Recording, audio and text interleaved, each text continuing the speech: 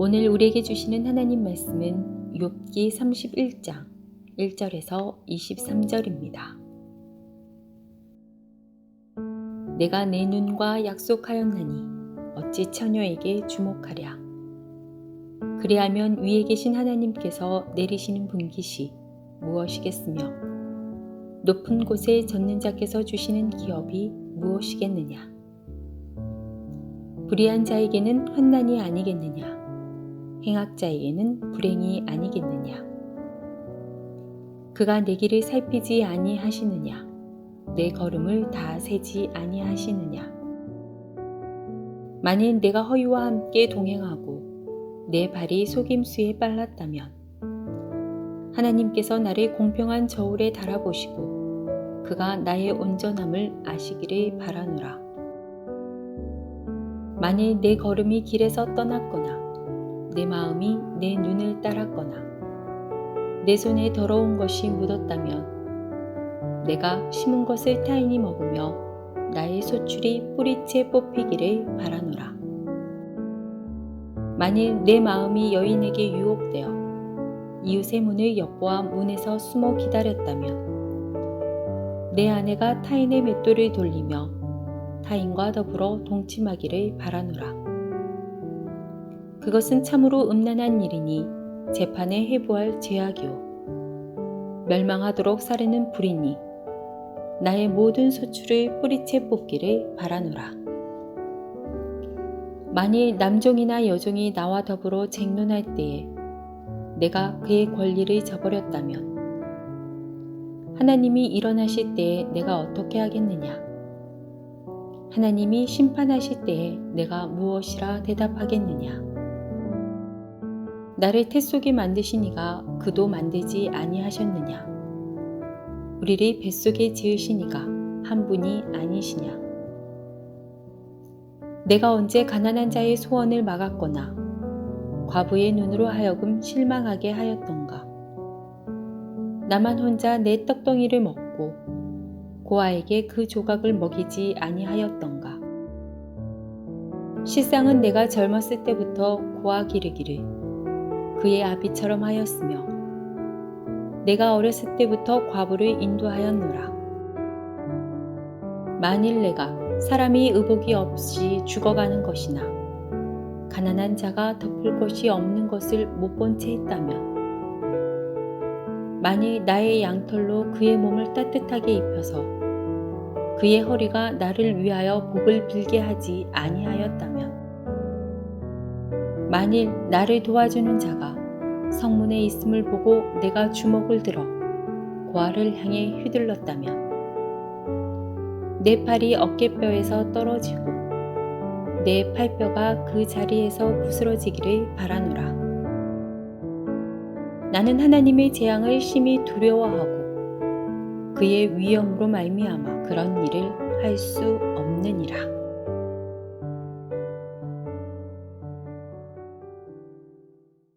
오늘 본문인 31장은 욥의 연설의 마지막 부분에 해당합니다.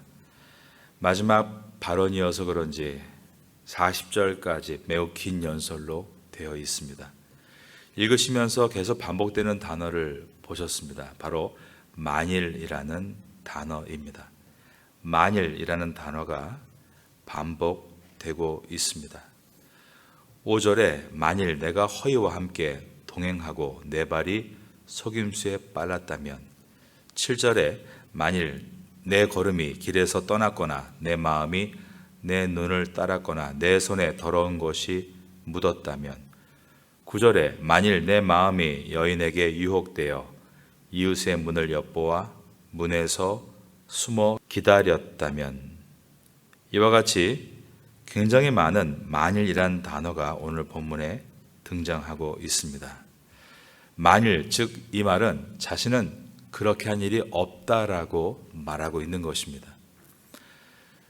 6절을 보겠습니다. 하나님께서 나를 공평한 저울에 달아보시고 그가 나의 온전함을 아시기를, 그 다음 보니까 바라노라 라고 되어 있고, 8절도 보시면 내가 심은 것을 타인이 먹으며 나의 소출이 뿌리채 뽑히기를 바라노라. 바란다 라고 말하면서 만일 내가 정말 그런 악한 일을 했다면 하나님께서 벌을 내리셔도 나는 달게 받겠다라고 말하고 있는 것이었습니다. 오늘 본문 전체의 문학적 양식은 맹세의 형식으로 되어 있습니다. 그래서 만약 그런 것이 발견되면 하나님께서 자신을 저주해도 자신이 감수하겠다라는 비장한 각오와 맹세를 담고 있는 것입니다. 이제 이러한 내용임을 생각하면서 1절부터 살펴보겠습니다. 내가 내 눈과 약속하였나니 어찌 처녀에게 주목하랴. 그리하면 위에 계신 하나님께서 내리시는 분깃이 무엇이겠으며 높은 곳에 적는 자께서 주시는 기업이 무엇이겠느냐. 불의한 자에게는 환난이 아니겠느냐. 행악자에게는 불행이 아니겠느냐. 그가 내 길을 살피지 아니하시느냐. 내 걸음을 다 세지 아니하시느냐. 그러면서 욥은 자신은 음탕한 눈으로 여인을 바라본 적이 없다라고 말을 하고 있습니다. 1절에 내가 내 눈과 약속하였나니 어찌 처녀에게 주목하랴. 사람들은 욥이 당하는 고난을 보면서 욥이 겉으로 드러나지 않았지만 어떤 죄악이 심각하게 있었기 때문에 저런 징벌을 당하는 것이다 라고 생각했습니다. 그 중에 첫 번째로 그들이 예상한 것은 아마도 욥이 음욕을 품었기 때문에 하나님께 벌을 받고 있는 것이다, 이런 의혹을 가지고 있었던 것입니다. 욥은 그것을 알고 나는 이것에 대해서 결백하다라고 먼저 이야기합니다. 내가 내 눈과 약속하였나니. 요즘 세상사를 보면 정말 우리의 눈을 어디에 둬야 할지 난감할 때가 많습니다. 저희 셋째 은혜가 좋아하는 만화를 틀어주기 위해 컴퓨터로 검색을 하는데 포털 사이트로 안내를 합니다. 그런데 거기 초기 화면에 사방으로 광고가 뜨는데 모두가 성적인 노출을 하는 영상이 가득합니다. 요즘은 정말 눈을 어디에 두어야 할지 모르겠다, 이 생각을 하게 되는 것입니다. 파타야를 사람들이 생각할 때 음란이라는 단어를 많이 떠올립니다. 그런데 파타야뿐이 아니죠. 우리나라에서 길가에 차를 잠시 세워놓으면 유락시설에 대한 광고 명함들이 창틀에 수없이 꽂히게 됩니다. 지금 온 세상은 음란공화국이다라고 말할 수 있습니다. 내 눈이 하나님의 말씀과 멀어지면 그러한 음란들의 시선이 갈 수밖에 없는 시대라는 것입니다. 욥이 내가 내 눈과 약속하였나니라고 했는데 저희들도 우리 스스로가 말씀에 시선을 두기를 약속하고 건전하고 건강한 것에 내 보배로운 눈을 돌리기를 스스로 약속하면 좋겠구나라는 생각을 했습니다. 5절부터 6절을 봅니다. 만일 내가 허위와 함께 동행하고 내 발이 속임수에 빨랐다면 하나님께서 나를 공평한 저울에 달아보시고 그가 나의 온전함을 아시기를 원하노라. 5절과 6절은 사람들이 욥을 바라보면서 그가 당하는 고통이 거짓말 때문이다, 이러한 의혹에 대해서 욥이 무죄하다라고 말하고 있는 부분입니다. 7절과 8절입니다. 만일 내 걸음이 길에서 떠났거나 내 마음이 내 눈을 따랐거나 내 손에 더러운 것이 묻었다면 내가 심은 것을 타인이 먹으며 나의 소출이 뿌리채 뽑히기를 바라노라. 특별히 탐심의 의혹에 대해서 욥은 나는 무죄하다라고 말하고 있는 부분입니다. 9절부터 12절은 또다시 성적인 죄에 대해서 욥이 무죄함을 말하고 있습니다. 만일 내 마음이 여인에게 유혹되어 이웃의 문을 엿보아 문에서 숨어 기다렸다면 내 아내가 타인의 맷돌을 돌리며 타인과 더불어 동침하기를 바라노라. 그것은 참으로 음란한 일이니 재판에 회부할 죄악이요 멸망하도록 사르는 불이니 나의 모든 소출을 뿌리채 뽑히기를 바라노라.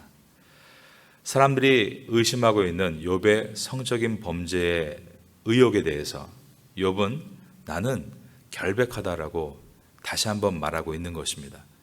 이와 같이 두 번씩이나 성적 범죄에 대해서 욥이 이야기를 하고 있습니다. 이것은 인간이 범할 수 있는 범죄 가운데 가장 쉽고 가장 가까우며 가장 치명적인 것이 바로 성적인 범죄이기 때문입니다. 제가 읽었던 책의 한 부분을 소개해 드립니다. 거실에서 텔레비전을 보고 있는데 회사에서 돌아온 찬이가 나를 대뜸 불러 세웠다. 나는 뜨끔했다. 나를 돌아보는 찬이의 눈빛이 매서웠기 때문이다. 아버지가 포르노 사이트 돌아다니는 것 제가 모를 줄 아세요? 얼굴이 순식간에 달아올랐다. 오물 한 바가지를 뒤집어 쓴 듯 낭패감에 휩싸였다. 이제까지 저 아이에게 늘어놓은 훈계와 윤리가 한낱 쓸모없는 오물 덩어리로 치부되는 순간이었다. 이메일이라는 것을 만들어 쓰기 시작하고 나서 얼마 안 됐을 때였다. 이메일이 한 통 왔는데 한 번쯤 들어보았던 익숙한 여자 이름이었다. 무심결에 이메일을 열었는데 열자마자 바로 포르노 사이트가 뜨는 것이 아닌가. 마우스를 부지런히 움직여 한참 동안 벗은 몸들을 들여다보았다. 무엇에 취한 듯 나도 모르게 얼떨결에 벌어진 일이었다. 우연히 그런 일이 있고 나서 처음 몇 번은 그러지 않으려고 노력했지만 어느새 낯선 여자의 이메일을 놓치지 않게 되어버리고 말았다. 그리고 그것도 모자라 언제부터인가 다른 포르노 사이트를 찾아다니게 되었던 것이다. 그때 나는 아버지로서 26해 동안 아들에게 들려주었던 모든 교훈이 와르르 무너져 내리는 것을 보았다. 믿음의 선배였던 욥은 이 부분에 대해서 매우 단호했고 온전함을 지키려고 했던 사람입니다. 이 시대야말로 욥과 같은 선배들이 필요합니다. 우리가 이 부분에 대해서 나 스스로에게 단호했으면 좋겠습니다. 상대방에게 단호한 것이 아니라 자신에게 단호했으면 좋겠습니다. 이 시대에 욥처럼 자신의 온전함을 위해 힘쓰는 훌륭한 믿음의 선배들이 필요하기 때문입니다. 우리가 그러한 믿음의 사람 될 수 있기를 주님의 이름으로 축원합니다. 13절부터 15절을 보겠습니다. 만일 남종이나 여종이 나와 더불어 쟁론할 때에 내가 그의 권리를 저버렸다면 하나님이 일어나실 때에 내가 어떻게 하겠느냐? 하나님이 심판하실 때에 내가 무엇이라 대답하겠느냐? 나를 태 속에 만드신 이가 그도 만들지 아니하셨느냐? 우리를 뱃속에 지으신 이가 한 분이 아니시냐? 이렇게 말하면서 욥은 약한 자를 학대했을 것이라는 의혹에 대해서 나는 무죄하다라고 말하고 있습니다. 그러면서 말하고 있는 이 석절의 이야기는 위대한 인권 선언이라고 말할 수 있습니다. 불과 200여 년 전만 해도 미국과 영국 같은 곳에서 노예 제도가 활발했었죠. 그런데 이 구절을 보면 이때가 3000년도 훨씬 이전에 살았던 이 욥이 사람의 인권에 대해서 말하고 있다는 것을 보게 됩니다. 인간은 신분사회, 계급사회에서 주정관계를 성립해 나갑니다. 그런데 세상의 원리에 빠지게 되면 밑에 있는 사람을 자기의 노예로 생각하며 살아가게 됩니다. 그런데 하나님의 원리를 붙들고 살면 밑에 있는 사람에게도 인권이 있다는 것을 염두에 두고 살아가게 됩니다. 밑에 있는 사람들에게도 인권이 있는데 그 인권이 무엇으로 말미암는가? 15절을 다시 봅니다. 나를 태 속에 만드신 이가 그도 만들지 아니하셨느냐? 우리를 뱃속에 지으신 이가 한 분이 아니시냐? 이것은 나를 태 속에 만드신 분이 그도 그렇게 만드셨다는 생각에서부터 나오는 발상입니다. 우리를 뱃속에서 지으신 분이 한 분이 아니냐. 이것은 그 당시에 일반 세상에서 가질 수 없었던 정말 기적과도 같은 말입니다. 오늘날도 이런 생각을 가지는 것이 쉽지 않기 때문입니다. 인간의 과학기술은 과거로부터 현재, 앞으로 미래로 갈수록 더 빠르게 발전하지만 인간의 인격과 지혜는 과거와 현재가 없는, 이것은 시간과 관계된 것이 아니라 인간 스스로의 깊은 돌아봄과 성찰을 통해서만 가능한 일임을 보게 됩니다. 오늘날 21세기에 신앙교육을 해야 하는 이유가 여기에 있습니다. 인간은 하나님의 선하신 은혜를 배우지 않으면 타인을 악하게 대할 수밖에 없는 존재라는 것입니다. 인간은 다른 사람을 대할 때 그가 가지고 있는 소유를 뒷배경으로 보면서 시작하는 경우가 많습니다. 그런데 하나님의 말씀은 사람을 대할 때 그 또한 너와 같이 하나님께서 지으신 하나님의 자녀이기 때문에 그 사람의 존엄성을 인정하고 존중해야 한다라고 가르칩니다. 이것을 배우는 사회가 될 때 타인을 존중하게 되고 타인에게 존중받게 되는 건강한 사회가 될 수 있습니다. 이 인권과 존중의 개념이 계속 법제화로 이어지면 사회가 어떻게 될까요? 지금 사회를 보실 때 어떤 마음이 드십니까? 모든 잘못을 CCTV로 판독합니다. 음성 녹취로 증거를 들이밀고 공론화합니다. 여론의 힘을 가지고 잘못한 사람을 비난합니다. 그래서 존엄성과 인권이 있어 보이지만 결국은 이슈가 지나면 또 다른 사냥감을 찾게 되고 어쩌면 우리 자신에게 돌아올 수 있다라는 불안감을 주는 사회는 건강한 사회가 아닌 것입니다. 이어서 16절을 보겠습니다. 내가 언제 가난한 자의 소원을 막았거나 과부의 눈으로 하여금 실망하였던가. 욥은 약자 학대의 의혹에 대해서 나는 무죄하다는 것을 다시 한번 말하고 있습니다. 고아와 과부에 대해서 자기가 악하게 대한 적이 없다는 것을 말하고 있는 것입니다. 뛰어넘어서 오늘 마지막 본문 23절을 보겠습니다. 나는 하나님의 재앙을 심히 두려워하고 그의 위엄으로 말미암아 그런 일을 할 수 없느니라. 욥은 자신이 하나님을 두려워하는 사람이라는 것을 밝히고 있습니다. 그래서 나는 이런 일을 할 수 없다라고 말을 합니다. 하나님을 두려워한다. 두 가지의 두려움이 있을 수 있습니다. 첫째로 노예로서 두려워하는 두려움이 있을 수 있고, 두 번째로는 자녀로서 갖는 두려움이 있습니다. 우리가 하나님을 경외한다고 할 때 그 두려움은 노예로 주님을 두려워하는 그런 두려움이 아닙니다. 자녀로서 아버지에 대한 두려움입니다. 욥기서 1장을 시작할 때 욥은 하나님을 경외하고라고 했죠.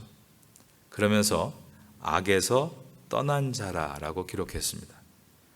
여기서 이 경외가 바로 자녀로서 하나님을 두려워하는 마음입니다. 욥이 23절에서 나는 하나님의 재앙을 심히 두려워하고 그의 위엄으로 말미암아 그런 일을 할 수 없느니라 라고 말할 때의 두려움은 바로 경외를 뜻하는 것입니다. 경외는 하나님을 사랑하기 때문에 갖는 두려움입니다. 아버지를 정말 사랑하고 존경하는 자녀는 아버지가 살아계실 때 아버지께서 보시기에 바른 자식이 되고 싶어 합니다. 아버지가 돌아가신 후에는 아버지의 뜻을 잘 잇는 자식이 되기를 스스로 원해합니다. 이것이 경외하는 마음이라는 의미입니다. 그러므로 하나님을 경외한다는 것은 사랑과 두려움의 복합입니다. 강제적인 것이 아니라 자발적인 것이고 싫은데 하는 행동이 아닙니다. 좋아서 하는 행동입니다. 욥은 이러한 하나님을 향한 경외함이 가득했기 때문에 끝까지 믿음을 지켜나갈 수 있었던 것입니다. 우리의 신앙의 원동력도 마찬가지입니다. 사람을 의식하는 마음에서 나오는 신앙은 결코 합당하지 않고 지속될 수 없습니다. 오직 하나님을 경외하는 마음에서 나오는 신앙이어야만 그 신앙은 건강하고 지속될 수 있는 것입니다. 욥의 마지막 연설인 31장에서 욥은 나는 의의 길을 걷겠다라고 선언하고 있습니다. 그가 이렇게 할 수 있는 것은 하나님을 경외하기 때문이었습니다.